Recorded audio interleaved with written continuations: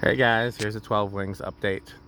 If you saw the video with me giving a ceiling fan tour of one of my family friend homes, one of the family members' homes I grew up in basically, that was right down the street from 12 Wings and right down the street from where my wife's job's physical location is, although she doesn't have to go into the office anymore. So it was right over here. Interesting that the old parking lot lights are still there but not on. There's a new parking lot light there. It's not on.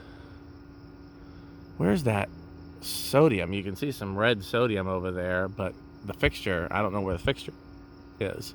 So it looks like it's done on the outside, but who knows if the inside's done.